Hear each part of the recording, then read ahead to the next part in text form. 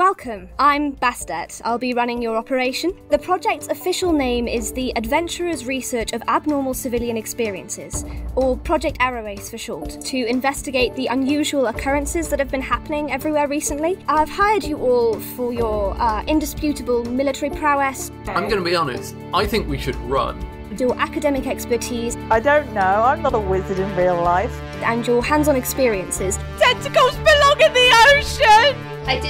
I also lost all my food, so Delphi, in a few hours you might start looking really delicious. Okay. Can everyone please roll for initiative? Oh, I nearly cussed so hard. Deck of Many Aces is an actual play podcast made by an all aromantic and asexual cast and crew. You can find us on Spotify, Apple Podcasts, Stitcher, or wherever else you listen to podcasts, releasing every other Friday. You can follow us on Twitter, Instagram, and Facebook at Deck of Many Aces.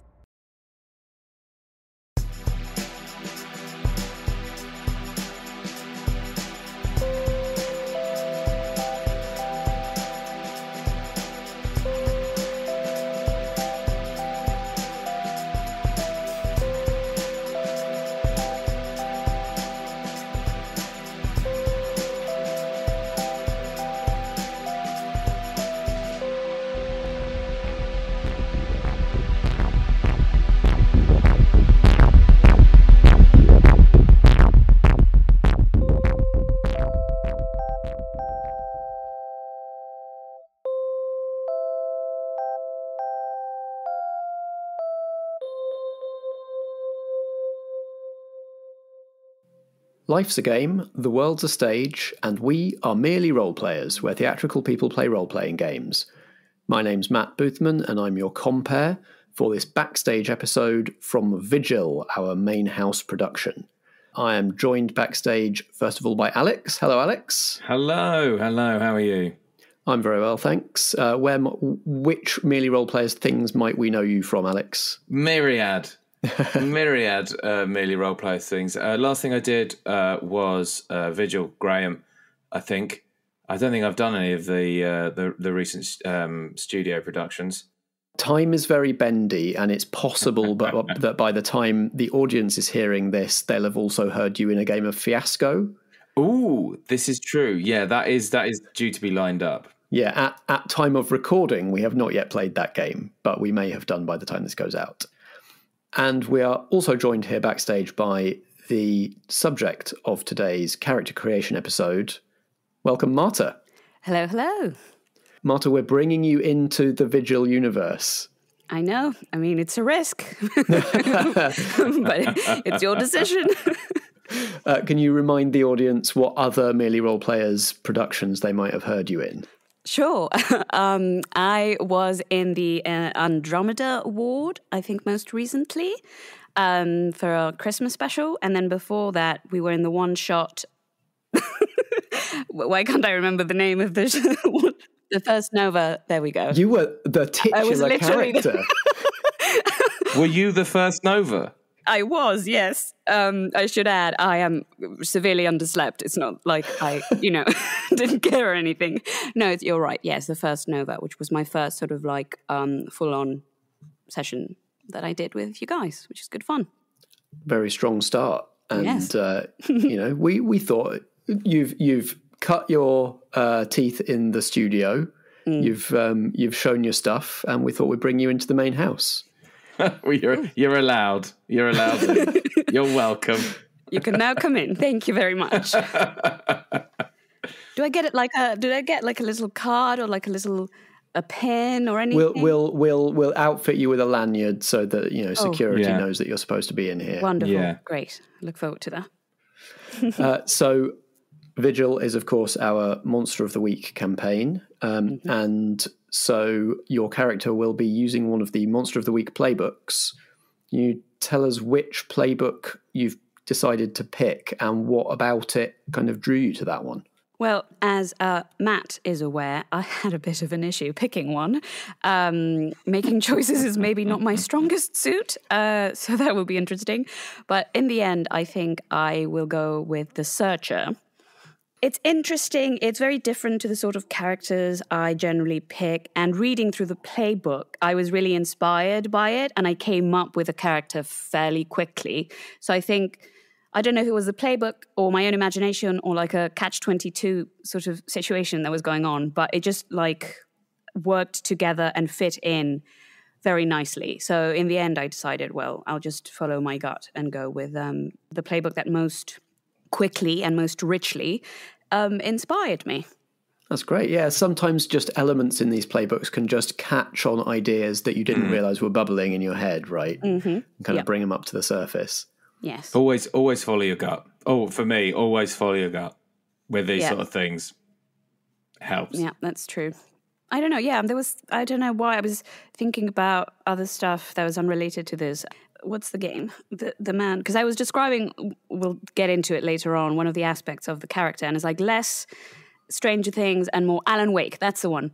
Something about it was very like reminiscent of Alan Wake to me, and not to brag, I might have voiced a character in one of the, not in Alan Wake, but one of the games made by the same developer, and I was like, wow, it would be quite nice to play something like this in Vigil. So always thinking about the personal brand integration is of course. Such synergy. Wow. There we go. Yeah, I mean, I'm my own product, you know? I have to keep selling it. So the Searcher is a playbook from the Tome of Mysteries, which is a supplement to Monster of the Week, sort of an extra book with a bunch of extra playbooks and some mysteries to run, ready-made mysteries to run in it. So when we did the initial round of character creation for everybody else who's in Vigil, I did not at that point have the Tome of Mysteries. So this is kind of a like brand new territory for Vigil. It kind of opened up these new kinds of characters.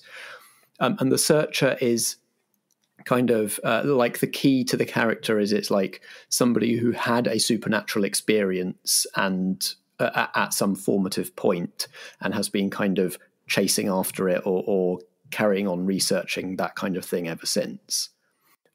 So shall we go through this playbook and start building this character? Yes.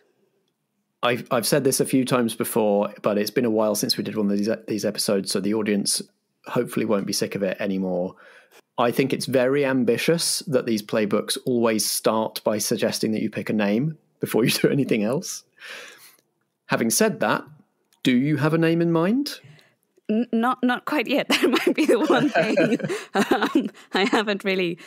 I have this some is idea, my approach to character creation as well. I can't do the name really right at the start. I've got to pick some options and see what feels right afterwards. Which is why I think I do think it's very ambitious that they always go, to make your Searcher, first pick a name. Pick a name. And you're like, no, please.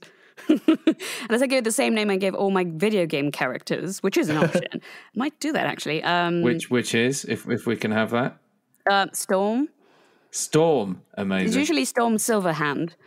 Because people hear Storm and they think X-Men, which is fair enough. But actually mine comes from a, it's not obscure, but from a rather popular character in the Forgotten Realms D&D novel universe. Mm-hmm. Like old school. This is like original 1970s, 80s era that the character started or was, written about. I'm a bit of a nerd. It wasn't obvious. And D&D specifically, and the novels more than the games even, is kind of where I get most of my inspiration for characters, including this one. Cool. Okay, so we'll park the name for a little bit, and maybe you can, when we have a bit more flesh on this character, you can share some of those options that are bubbling and we can see what might seem relevant. How about your look? There are some options on the playbook here for you to pick from. The first set is man, woman, boy, girl, ambiguous, or your own choice. I think tending towards gender neutral, but she does identify as a young woman. So she, her pronouns, or are we going they, them? I think she, her, but she does respond to they, them as well. Cool. And then it gives you some options for face and some options for clothes. Yes. Just to start kind of building in the sketch of what this person looks like. So friendly face, haunted face, thoughtful face, lined face, curious face, or your choice of face. Do you know Billie Eilish getting photographed face? It's that face. No. It's somewhere between sleepy, uninterested, a little intimidating, better than you. Kind of like, yeah. If you look at any pictures of her, like official pictures of her at events, etc., it's that face. Yeah, I'm pretty sure I know the one that you mean, and that is very evocative. I'm Googling it now. Do. And then clothes. It gives you the option of normal, casual, nerdy, tweedy, outdoor wear, or your choice. Well, I find the normal clothes quite interesting, as I don't know what that means. But it's very much casual, comfort over looks type of thing. So I'm thinking, it depends on the weather, but outfit of choice would be slightly oversized hoodie, jeans, Doc Martens, and variations thereof. Sounds good. You fit in perfectly in like a regional market town. Mm-hmm. And you said sort of young woman. What sort of age are you thinking? Well, I think her appearance would be probably university student age. Like if you saw her in college, she wouldn't look out of place. That sort of age. Cool. So the next thing to pick is your ratings, your stats. Mm-hmm. So there's 5 different combinations of stats that the playbook allows you to pick between. Obviously, some of these, as the game goes on, you gain XP, some of these will go up. Mm-hmm. But as your starting line, some of the playbooks like always have one stat that is the highest on every line because that's like the key stat that the playbook is built around. Okay. The Searcher has quite a lot of variety to pick between. I think they're always plus something, plus 1 or 2 weird, and plus 1 or 2 sharp. Yeah. But in terms of where the sort of strengths and weaknesses go, you've got a lot of choice. So are you drawn to a particular combo? What sort of thing are you thinking? Yeah, I was trying to see with her personality what fit best. Oh, this is interesting, actually. And you have to pick. We've had this a few times in Vigil character creation episodes that sometimes there is like an ideal stat line in your mind and the playbook doesn't give you that option. Yeah, I think I would probably go... Oh, it's interesting. Tough is always either 0 or -1. Okay. Yeah, not like a direct ass-kicking person. Yeah, definitely. Is she a manipulative person? That's the question, isn't it? I don't know that she is, actually. This is the thing. One of my moves means, which I was considering, means that I never have to act under pressure. So when it comes to choosing one of these, would that be relevant? Or so act under pressure is a plus cool roll. So if you never have to act under pressure, then you don't need to worry about being cool. So I can have cool 0, yeah? Yeah, although cool, I think you also use to help.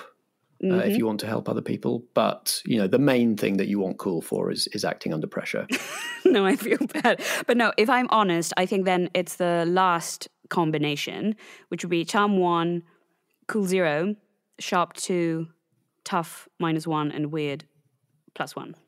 Nice. So somebody who's very aware and good at investigating and following leads and quite, like you say, manipulative and good at getting your way with other people, which has been raised as something that most of the Vigil cast are not good at. So that is a good niche to jump into. How very dare you. My character is just brilliant at getting people to do what he wants. No, not at all. Not so far from it. It's awful. It's a tragedy watching him trying to get anyone to barely look at him. Weirdo. Do anything. Yeah, it'll be interesting because this is the opposite of me as a person. So it's always good to see how I would roleplay in someone who actually gets people to do what they want. Nice feeling, that. Next up is gear. So for free, you get a laptop. Wow. A car or motorcycle, which would you prefer? I'd like a motorcycle, please. Ooh, we're competing with Cameron Jarvis and his Harley Davidson. Oh, he went for a Harley. I'd go more for like, what's the one? It just came up in a show I'm watching. Is it a Ducati? Yeah. Like that's an Italian motorbike. Yeah, that looks like very much racy. The kind that you're basically lying down on top of to ride. Yeah. That type of thing. Nice. You also get a camera, binoculars, And then a couple of choices, 2 sets of investigation tools, and there's a list to pick those 2 from. I think for sure the maps, blueprints, and building reports for significant places. Beautiful, love it. We've got so many old historic buildings in this town that it'll be useful to know what's underneath them. Yes, I think this fits into her character, like, background thing as well. And then other than that, if this happened to me all the time, what would I want to have? So, ghosts and cryptids, is one of these particular groups of creatures more prone to, like, straight up attacking people, or are they all equally, you know? We have not met any ghosts in Vigil yet. Interesting. So I don't know, to be honest. Does the Barghast count as a ghost? I would call the Barghast a spirit. Right. And in English folklore there is a distinction. Right. Oh. So a ghost being a dead person and a spirit just being any kind of general supernatural entity. Cryptids we've encountered, a few. Yeah, we haven't encountered like a British cryptid would be like the Beast of Bodmin. Or like your every time there's a sighting of like a leopard that turns out to be a kitten. Yeah. Is kind of, that's what we get for cryptids here. We don't get things like Bigfoot and the Mothman. Oh. Yeah, that's why she moved, which will come up later. She's like, let me go somewhere where she's less problematic. But like the Winter King was probably would come under the heading of cryptid probably. Okay.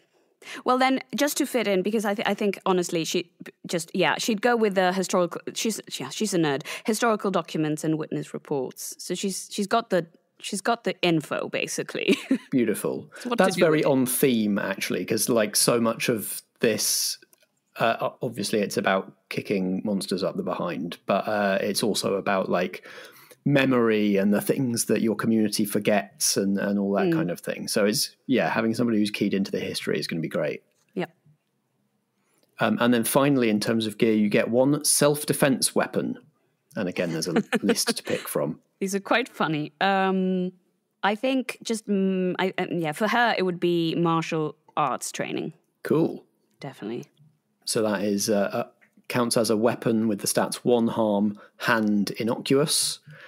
It's not going to draw attention to you because it's not visible until you start doing it to someone. Unless you go the Matrix route and it's like, let me just prepare for an ass kicking. This gives you something in common with Ellie's character Persephone as well. She is also a martial artist. Oh, nice. So if you're ever in a mystery with her, that's something you can bond over. Cool. You've gone much more for the sort of sneaky, subtle approach, whereas Graham is the antithesis of that. Just loud, crunching, throwing things, and hitting things with a big sword.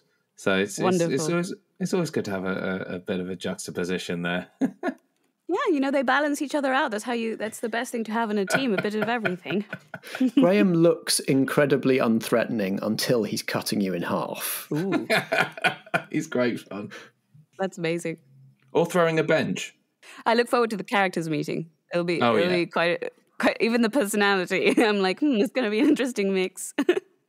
And then finally, in terms of the stuff on the playbook, you get to pick your first encounter and your moves. Mm-hmm. So the searcher always has 1 strange event that started them down their path, made them want to discover the truth behind the unexplained, and it gives you a bunch of options that then have some mechanical implications as well. So what are you thinking in terms of this character's first encounter? Well, I'm torn between 3. At a certain point when she was younger, let me just wait because I've got this written down, she kind of maybe accidentally fell into a parallel version of the universe. I thought it could be quite funny if it was something that was recurring and not something she was in control of and happened through random objects. I had a few ideas of those. I think I sent them because it's like, well, like it could happen through specific kinds of mirrors or wells, lifts, revolving doors. Ooh. Like something, I like the revolving door one. I really like the modern versions. The lifts and the revolving doors are really cool to me. Where she never really knows if it's going to happen or not. So every time she has to go into a lift or through a door, she might not come out the other side, you know? It's a little stressful. But that happened to her when she was a child, and then she saw some stuff over there and came back a little bit different. And also very unhappy about it. She just wanted to be a normal kid and have a normal life, and all the weird just keeps coming at her. So part of the thing that she's doing about searching and trying to figure things out is essentially so she can extricate herself from the weird life and be a muggle, essentially. She's like, this is all great. Like a Narnia kid background, except like you went through the wardrobe into Narnia and went, nope. Essentially, yeah, she was like a normal human being and just went like, yeah, nah, not for me, thank you, bye. That man's got goat legs, bye. He was like, talking animals. Okay, no, I'm out. Bye-bye. This is fun because it ties into stuff that has not really come up. I mean, we've started to tease it in Quarry of the existence of other realms than this. So we know from, in fact, all the way back from Graham's origin, we know that the Inferno exists, which is the place where demons live.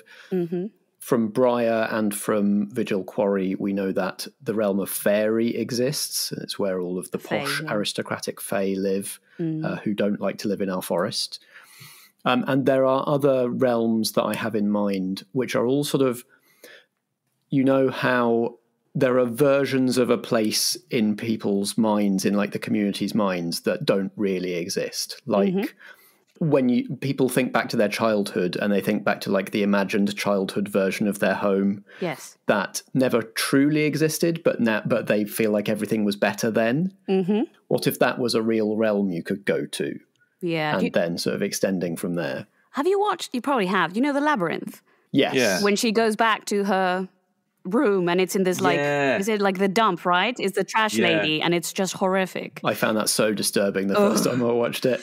I love that film. I love it. But if you think about it, that movie is like not for children. Like, this is horrific. But yeah, I love that idea. Where she's like, she feels so safe in it, and then things start to slowly fall apart. And when she leaves the room, it's like, oh, this is not the place, is it? So I love that idea. Yeah, that's great. And you talked about this character growing up overseas in the States, right? Yes, she is American. Which is interesting because like the parallel realms of the States would probably be quite different to the parallel realms of the UK. Mm-hmm. Yeah. Would the parallel realm of the States be like the UK? And maybe. Vice versa? There is certainly like an imagined Ireland that a lot of New Yorkers could potentially fall through a lift into. All of these children of immigrants have this like magical idea of where they came from, and it's like, nah, mate, probably not what you think. Do you want to put any specifics on like what this realm was like that your character fell into, or leave it to discover and play? I'll just give one word because I think it'll come in a minute when we choose some of the stuff. Just shadow. Just think shadow. Okay. Do you have a specific place in the US that you're going to be from? Yeah, I was thinking about that actually. And I was wondering whether I should pick somewhere that I know well in case we need to reference it or talk about it, or somewhere that seems cool but I know very little about. Oh, that's such a conundrum. You're like, can it be cool, or do I need to know stuff about it? we do have listeners in the US. Exactly. Yeah. So I don't want to like put my foot in my mouth and then be like, yeah, she's clearly not from there. But we can semi-fictionalize places. Sheridan's not a real place. Sheridan has elements of like, you know, the North and the Midlands and Norfolk and all sorts of other bits of the UK. So it can be a bit aggregated if that's helpful. I think then probably, just to keep it safe, somewhere like North State, New York. Mm-hmm. So I can reference the part of New York that people know, the city, because she'd probably be there a lot. But she's actually from one of the smaller cities/towns that exist if you move up the state. And you actually end up really close to Canada. It's like forests and lakes and all kinds of sort of nature, which is quite interesting because you don't really think about that when you think about New York. So yeah, upstate New York. And like that feels like somewhere where there's kind of enough life going on that, because if this is somebody who like fell into a fantasy realm but preferred real life, it suggests that like there was stuff going on in her life, yes, right, that she didn't want to leave behind. So she wasn't out completely in the sticks somewhere. Yeah. Okay. With all of that in mind, do we want to look at these first encounter options and see what seems to make sense, or like what is closest to this? Exactly. I was thinking about it because there's psychic event, which is your mind is awakened, which I guess you could say happened on the other side. That one felt like it fit quite well. There's the cosmic insight, which seems OP. I don't know. I love it, but I really quite like it. And also, feels like... I see. It's not quite you never need to act under pressure. It's you never need to act under pressure due to feelings of fear, despair, or isolation. So there are other events that could make you act under pressure. Exactly. But you never get scared. You never get feel hopeless. Despair, isolation. Yeah. Which I think is when I said that she came back a little different from this other side. I wonder if that's kind of the effect that if you're a little, you get perspective, and then suddenly when something happens in your life and you suddenly feel like you're separate from everything, which is good and bad, because it's like, okay, some of the worst emotions don't really touch me anymore, but maybe some of the positive ones, the really intense positive ones, are also out of reach at the moment. I felt that sort of payoff could be quite interesting with that her. Seems to make sense, because if the alternative is the psychic event, like what that does is it gives you access to moves that let you kind of sense people's emotions or like slightly read their thoughts a little bit. Yeah. I don't know. I think they both kind of fit. So really, it's also kind of fitting in with the rest of the group. So I don't want to like overlap too much with anyone. So if anyone has the ability to read someone else's mind, then there's no point in my character being able to do it. I don't know, because then you get like people who can read people's minds, and then it just goes, like whoa, what's going on? Like mirrors here? Dancing. Just infinite minds. The infinity mind read. There's no direct overlap, I don't think. So Jess can read people's minds to some extent, and Kincaid is very good at resisting acting under pressure, but neither of them do those things in quite the same way as this playbook does. So I don't think you need to worry about kind of stepping on anybody's niche here. Cool. Well, since one of the things I'm going to pick later actually means that people will open up to me voluntarily, I think I will go with Cosmic Insight. Cool. And then balance it out. Nice. So that is your first of 3 searcher moves, and then you get there is another column of 7 to pick from, and you get to pick 2 at this point. Ooh. So the first one, which I just referenced, is Fellow Believer. People understand you've also known strangers, and bystanders will talk to you about weird things they would not trust any other hunter to believe.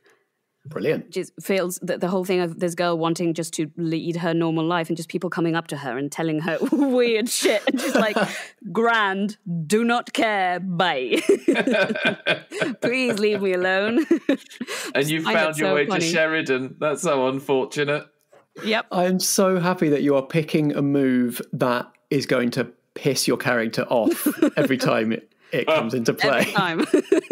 I know, I'm getting myself into some hot water here, but yeah, she just does. She's just like, look, how can I look any more like I can't blend into a wall any more than I do? Why does this keep happening? And funnily enough, in a way, it's inspired by a friend I used to have, an old friend in Scotland, and she was a weird magnet. Like, if something strange or someone odd was about, they would inevitably somehow like come to her and interact with her. And I remember you heard about it, you're like, you're probably exaggerating. And then no, I was her friend. I walked with her, around Glasgow, and I experienced this sort of from like a third person perspective. It was mental. Wow. I'm like, what? How? What? Why though? Just like, I don't know.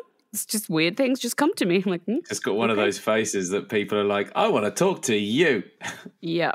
And she was not, she didn't look like, I loved her to bits, but she wasn't like smiley, friendly face at all. She was like grumpy, Scottish, leave me alone kind of face. And still, it was quite fun to watch, actually. Amazing. I look forward to like playing NPCs who have to batter their way through defenses and be like, no, I am going to talk to you about this weird thing. Cool. So, yeah, that was number one. And then the second one I picked is because I quite liked some of the stuff with the pararomantic and falling in, another place and that sort of thing in the shadows. The Guardian move seems quite interesting. Fun, yeah. The aspect of the pararomantic that I thought we could bring into this character as well. Yes, this is a move that gives you a mystical ally who helps and defends you. We get to define them and their powers. There's some limits on so that what they look. Are they invisible, intangible spirit thing, weird creature, disguised as an animal or disguised as a person? Have you got a preference between those as a starting point? I had a question. What does a shadow count at? Ooh. Maybe intangible spirit thing. Yeah, intangible. I think. Spirit I mean, thing? I think if you know you want it to be a shadow, we don't have to use one of the specific things on. I feel like they are an that. intangible spirit thing that hijacked my shadow, which has gone God knows where, and they took their place instead. Amazing. So you don't have a shadow. Nope. Oh, so it's not like Peter Pan's shadow that can kind of dance around separately, or is it like that? Yeah, but except it's not me, it's some other being with, cognitive abilities and self-sentience. and if it's off doing its own thing, then you just don't cast a shadow. Pretty much, yeah. That's so sinister. Yeah, I love it. Yeah, do you have any thoughts about like what their powers might be? Because we want this to be your spend. Like taking a move is like a big spend in terms of the playbook. So we want it to be something that is useful and that can give you options. Exactly. Well, because it's a shadow, two things that I consider was like concealment. Mm-hmm. So when I don't want to be seen or when I don't want to be the point of attention, they can help conceal you. Perfect. And also kind of protection related, something along those lines, rather than using it in a what's the word I'm looking for? Not attacky. Is attacky a word? So it wouldn't be so much as like fighting for me, but protecting or concealing. Not so much stabby, more shieldy. Definitely. So, she's like martial arts, poof, disappears into the ether, and here comes my rogue inspiration, another type of character that I love playing. I was like, how can I inject assassin into this? Oh, man. So this is presumably a being that sort of followed you back through the lift/revolving door from this other place? Yes. I think we're gonna need to give them a name at some point as well. I don't know if you've got one in mind or whether that is another one that is to park for another time. I do want to call them Shadow, except in a different language, because I thought that would be cool.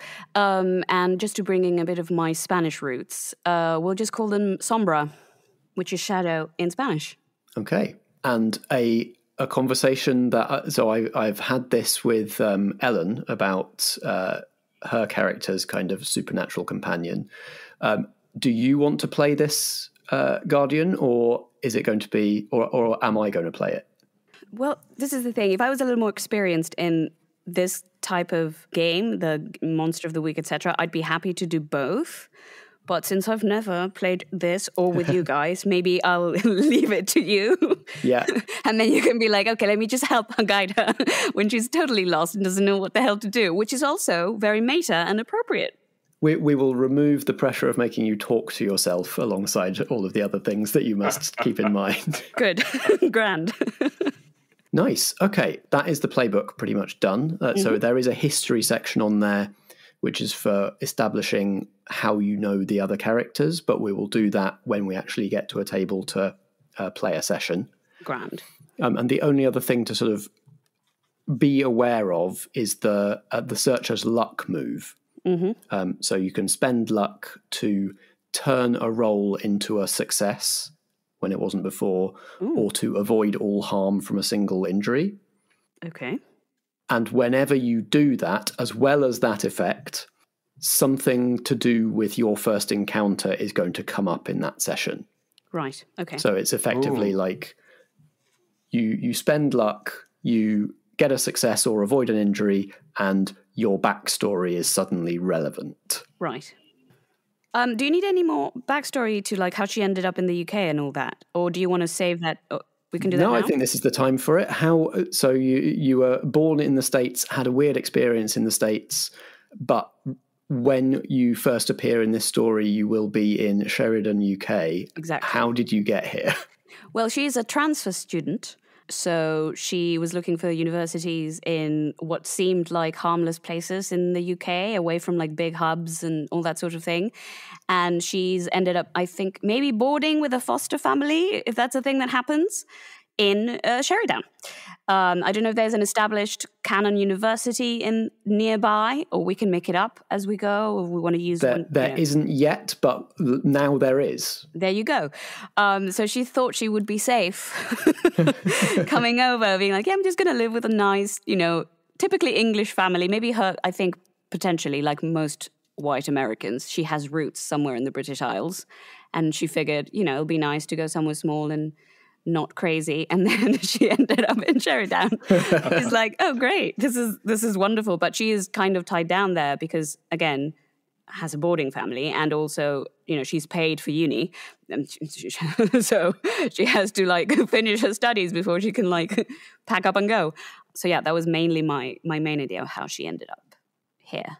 We sort of already have established like this next town over that I don't think we've ever given it a name, but it's like it has more tourist attractions and people like pass through Sherrydown to get there. Right. And that kind of thing. So maybe there's a university there, but it's like the accommodation is cheaper in Sherrydown. Yeah. And she's an American. For her, the distance would be negligible. In America, they drive for 6 hours and think it's close. So I imagine two English villages would really not seem that far away from one another. She's just bombing down the bypass on her Ducati every day to class. Awesome. Yep. What's she studying? Good question. I think, I don't know, depending on how intelligent I want to make her, it's either astrophysics or anthropology, or maybe both. Majoring in one and minoring in the other. Yeah.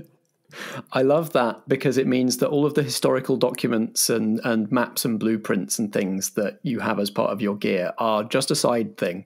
They're not part of your studies. They're just something else that you're interested in. I feel she's would, it's one of those things where, when a character really or a person really, really wants to move away from something or reject something, and that makes them extra obsessed with the very thing they're trying to leave behind. So she's probably got that, the red string wall on her dorm or whatever. She's just trying to crack this puzzle so she can just be free, I guess, in her mind. And by doing so, is just stuck in it. Yeah. Like real deep in it. It's like, but this is not what I want for my life, but it's what I need to do. Just obsessive notes about every time she's been in a lift and like, this time, nothing happened, but this time something did. What was different? What was different? Yeah. Okay, and we'll leave it vague for the moment, like who it is that you're boarding with, because it might end up being one of the player characters, or it might end up being an NPC, depending on things like history questions when we actually get you to the table. Yeah. So we know that you've known about the supernatural world for a long time, for most of your character's life. So there is the one of the key phenomena of the story is the omission effect, where most people, if they see something weird, as soon as it's out of their sight, they start forgetting about it. It just doesn't stick in. It goes into short-term memory, but never makes the jump to long-term. Right. So all our player characters, either they are supernatural themselves, and so they don't forget, or they have some sort of technique to keep themselves reminded of all of the things that they know. Like a lot, anybody involved in the Department of Omissions has these like hypnotic mnemonic devices that they use, and various other people like just call on their own trauma to remember what's going on in their lives. So do you have an idea of what it is that helps this character remember? Have they just become a bit supernatural by going to this place, or is there like a technique that they use? Oh man, both choices are so good. So the one I was thinking in terms of being a technique and also bringing in the shadow character was some sort of like mystical Again, why do I can't have a single original thought. Everything is picked from other stuff. You know, Memento. Oh, yeah. He literally tattoos everything onto himself to remember. I was thinking as some sort of mystical tattoo situation where maybe they're not visible to the naked eye, but she can like mystically tattoo things onto Shadow herself. tattoos. Yeah, exactly. So it's only visible when Shadow's around and can help her see it. Otherwise, That is very cool. invisible. How's that? I'm up for it. Okay. There we go. Extra character being extra, I guess. Either that or she basically just remembers because, you know, she falls into parallel universes through revolving doors. Yeah, I mean, like you have a shadow companion who keeps popping up and being annoying to you. So like, or, you know, being helpful, but like popping up and reminding you of this stuff that you'd rather forget, following you around everywhere. Exactly. Yeah, I making think it's it difficult to forget. A nice dichotomy of being like, I don't want to remember, but he helps me remember, and it's actually kind of useful if I want to figure out, you know, what's going on. So again, that dichotomy can be quite interesting. Interesting. Okay. Oh, and sorry, yeah, pronouns for Sombra. You use he there. Was that a default or? Oh yeah, because it's a shadow, and I think of it as male, don't I? It should be they. I think they them probably. Yep. That would be more appropriate. Let's see if I can remember that. Do you think that this character has had any contact or involvement since she arrived in the UK with the government department that deals with the supernatural? I don't. Let's see. Depending on how long she's been around, I think she would have realized something was up and researched it, and maybe she's heard of them. Or has discovered their existence, but she's trying to stay well away, or she has tried. Yeah, I think that makes a lot of sense. Yeah. Like, there's no reason that you would reach out to them if you're trying to avoid. She's like, lone wolf, thank you. No, I'll do this on my own. And so I think the last question, and I think this is going to be an interesting one, given everything that we know about this character now, is why do you help out? Like, we have this loose association of people who help in supernatural situations and fight monsters. None of them are getting paid for it. It's not their job. Like, they don't have any, like, conferred authority from anybody to do it. They're not cops. They mostly do it because, you know, they've got their own personal stuff that they're working out, or they just see like, oh, we know that this stuff is happening and therefore we have the responsibility to help with it. Do something about that. So given that you really don't want to be part of this world, how have you ended up getting involved with these weirdos and fighting monsters with them? I think she thinks, or she's trying to convince herself, that she's doing this for selfish reasons. They are basically just another tool to fulfill her own objective, which is to figure out how to just sever herself from all of this. So they are allies, and they're also useful sources of information, you know, to see what happened to them and what's the deal. And basically, yeah, I think she thinks she uses everyone, like most young teens or early adults would in this situation, being like, oh, I'm just doing this for me. But deep down, I think I don't know, I feel like it's in her nature, or maybe something about, we can actually develop this a bit more, maybe something about her family, her upbringing, especially when it happened to her and she came back different, that kind of trauma, and how someone helped her through it might actually deep down mean that she feels compelled to help. Yeah, she wants to be that person for somebody else. Yeah. Yeah, that makes sense. Do you think it was like maybe a family member that helped you through it, or do you think her family didn't understand? I had the thing about an older sister who might have done that for her, who I just thought of her, but she's not really around in any of my backstory. So that's we can just leave her as a missing person at the moment. Spend some luck and see if she turns up. Yeah, exactly. So I feel like maybe an elder sibling. It doesn't need to be a sister. It could be a brother, actually. Just an elder sibling. Maybe there's just two of them, and they're the ones who helped her. Nice. Has Sombre sort of influenced you in any way to help out? Was one of the things that just popped into my head. or are they just along for the ride? That's a good question. I always found them, or in my mind when I was thinking about what they were, I feel like very chaotic. Wow, words. Hello. Yeah. Chaotic neutral. So it's kind of like, a roll of the dice. You never know if they're going to be, what kind of effect they're going to have, whether it's positive or more towards like, oh, be selfish and, do this for you or for us or whatever. I don't know, I think I'll leave it up to Matt, but if we don't lock it down in any direction, it means that you can play around with it and maybe through the game and them doing things together and the story developing, the tendency will be in one direction or the other. But I think for the starting point, it would be nice if they were a bit, again, unpredictable. I think for this character, unpredictable was what I was thinking generally. And also, like you were talking earlier about wanting to make sure there's distinction from the rest of the cast. And like we've got Jess has a spiritual companion who is very like aggressive and drives her to dark deeds.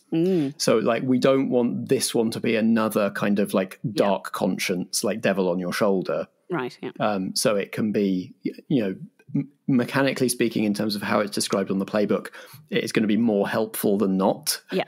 But in terms of its personality, their personality and how they interact with you, I think, playing up the mischief rather than the like, and I think that's nice that it is a being of literal shadow, but it is not as dark as Kit. Yeah, exactly. Right? Yeah. It's like that's just colorism, It's like just because I'm dark doesn't mean I'm evil.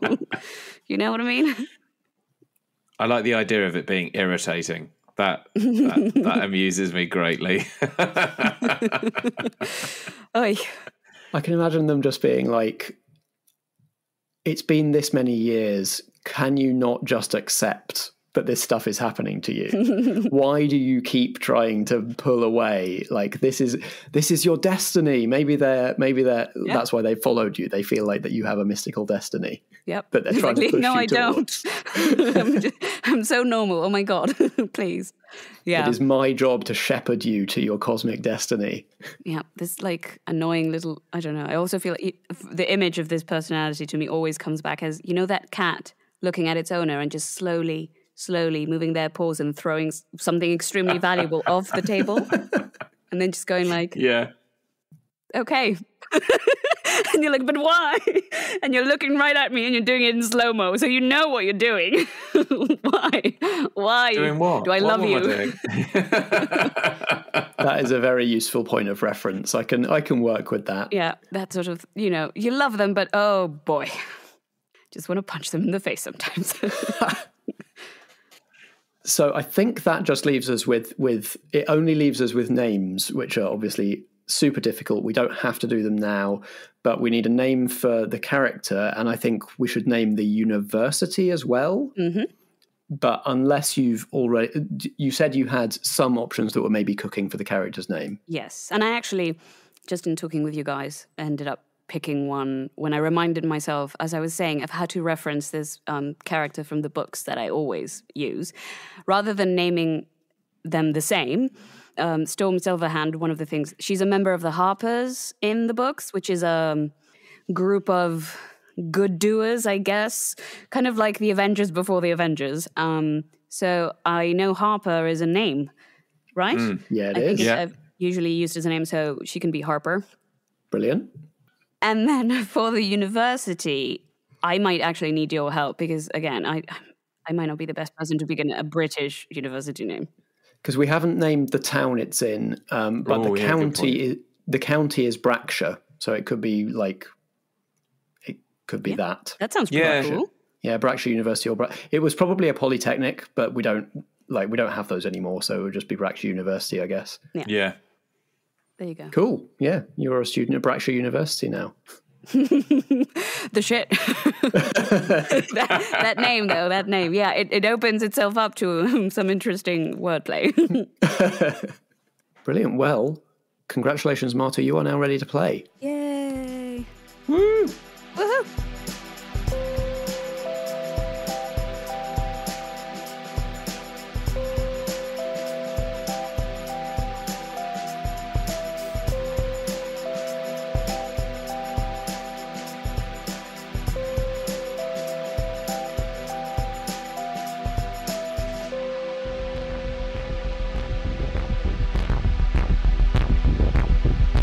This has been Vigil, a main house production from Merely Role Players.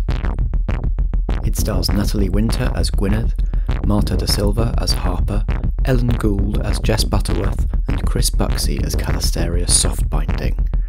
I'm Matt Boothman and I play the supporting cast. Editing and sound design by me, and the theme music is by Alexander Pankhurst. We were playing Monster of the Week, a role-playing game by Michael Sands, published by Evil Hat Productions. You can find Monster of the Week at genericgames.co.nz. Merely Role Players is a Foggy Outline production in association with Blackshaw Theatre Company. Until next time, if drama be the food of life, play on.